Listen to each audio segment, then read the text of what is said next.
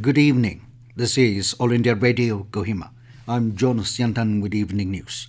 The headlines: Nagaland Cyber Crime Police registers case against fraudsters, HPZ Tokens. Nagaland Minister Kashiho Sangtam inaugurates Jan Shikshan Sansthan Centre at Kiphire. Union Power Minister Singh says government intends to ensure uninterrupted 24/7 power supply to all households. An 11th session of the 13th Nagaland Legislative Assembly to commence from 19th of next month. With the new Omicron variant of coronavirus causing concern, we appeal our listeners to be vigilant and get fully vaccinated and help others, including children between 15 and 18 years, to get vaccinated. Please continue to follow these 3 simple steps to stay safe.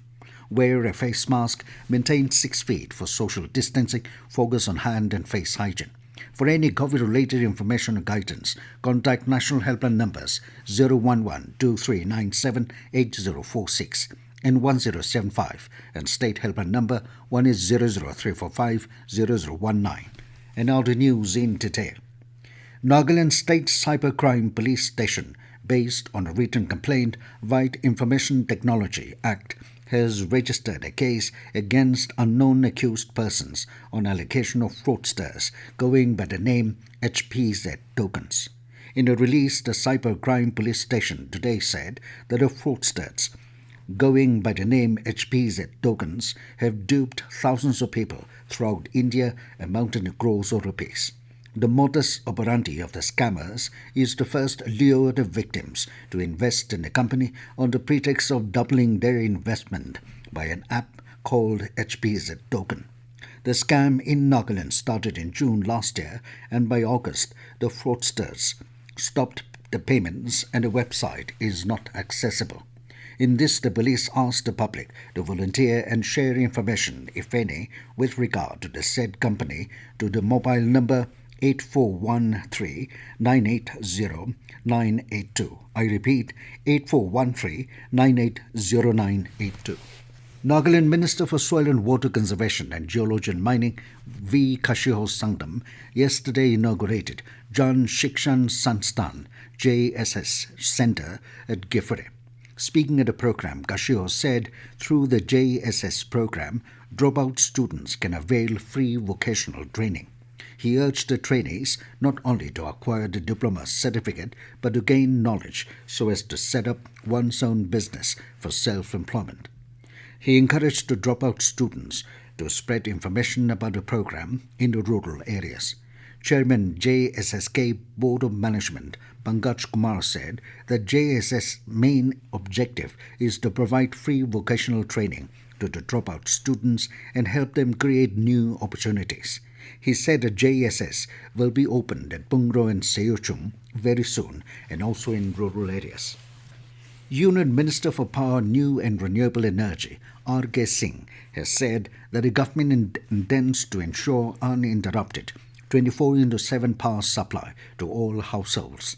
He said in the past 7 years, India has increased its installed capacity of 3,95,000 megawatts, whereas the peak demand is 2 lakh megawatts.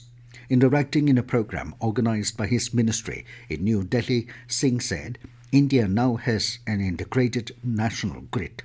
The minister stressed that the 2 main requirements for an uninterrupted power supply is a better distribution system and the viability of discoms. He said that India is the most attractive destination for investment in renewable energy sector. Singh stated that the world needs an energy transition where there is a shift from fossil fuel to non-fossil fuel system. He emphasized that it is important to electrify the economy and increase the share of renewable energy in the electricity mix. The 11th session of the 13th Nagaland Legislative Assembly will commence from 19th of next month. In a press release, Commissioner and Secretary Dr. B.J. Anthony said that Governor of Nagaland, in exercise of the powers conferred by Clause 1 of Article 174 of the Constitution of India, has summoned the 11th session of the 13th Nagaland Legislative Assembly to meet at 9:30 a.m. on 19th March 2022 in the Assembly Hall, Kohima. Nagaland today reported recovery of 41 patients from COVID-19, surpassing new positive cases of 22. No fatality due to COVID-19 was registered in the last 24 hours. The state's cumulative tallies stood at 35,328, while 32,752 have recovered and 749 were COVID deaths. Currently, there are 347 active COVID-19 cases in the state. This news comes to you from All India Radio, Kohima. You can also listen to this news bulletin on News on Air app and YouTube channel AIR News Kohima. To commemorate the celebration of 75 years of India's independence, Azadi Ka Amrit Mahotsav, we present India at 75 quiz with AIR News Kohima, a special quiz on India's freedom movement and its glorious history every Thursday in the evening news bulletin. And here goes our question of the week for English News Bulletin. When did the Constituent Assembly of India adopt the Constitution of India?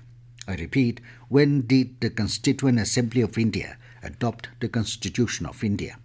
Listeners can send responses to the question to our email airnewskohima india75@gmail.com or WhatsApp to 9485 239950 along with name and address. The first correct answer received from the participants will be selected as the winner and will be announced in tomorrow morning news at 7:30 a.m. More than 174 crore 24 lakh COVID vaccine doses have been administered in the country so far under the nationwide vaccination drive. Health Ministry said more than 34 lakh 75,000 doses were administered in the last 24 hours. The ministry said a total of 30,757 new cases were reported in the last 24 hours. The recovery rate is currently at 98.03%, as the total recoveries touched over 4 crore 19 lakh and 10,000. The weekly positivity rate currently stands at 3.04%, while the daily positivity rate is at 2.61%. Union Finance Minister Nirmala Sitharaman today participated in the first G20 Finance Ministers and Central Bank Governors meeting under G20 presidency of Indonesia. The minister will virtually join sessions during the two-day meeting to discuss current global economic issues and G20 priorities for 2022. In the first session, Finance Minister talked about the global economic outlook and risks including inflation, supply disruptions, and new variants of coronavirus. She called for expeditious and equitable distribution of COVID vaccines to aid recovery. Government has extended the date of NEET MDS 2022 by 4 to 6 weeks. Earlier, the exam was scheduled to be held on 6th March. Health Ministry has said that it has received representations from United Doctor Front Association and MTS aspirants regarding their request to extend the date of examination. The date of completion of compulsory rotating internship for eligibility for admission to MTS courses is now fixed for 31st July instead of 31st March this year.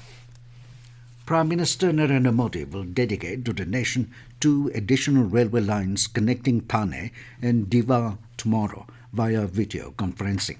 He will also flag off 2 suburban trains of the Mumbai Suburban Railway, followed by his address on the occasion. The 2 additional railway lines connecting Thane and Diva have been built at an approximate cost of 620 crore rupees. It features 1.4-kilometer long rail flyover, 3 major bridges and 21 minor bridges.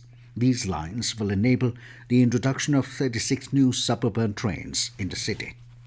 Beden District Disaster Management Authority (DDMA), under the aegis of Nagaland State Disaster Management Authority (NSDMA), will be conducting a mock exercise simulating an earthquake of high magnitude at Jalugi tomorrow at 11 a.m. The exercise is being organized in collaboration with National Disaster Response Force and State Disaster Response Force. In this connection, a table-top meeting was held at Customary Court ADC office, Jalugi today. The staging area will be set up at Government Higher Secondary School ground, Jalugi. And now it's the news. Here are the main points again. Nagaland Cyber Crime Police registers case against fraudsters, HPZ Tokens.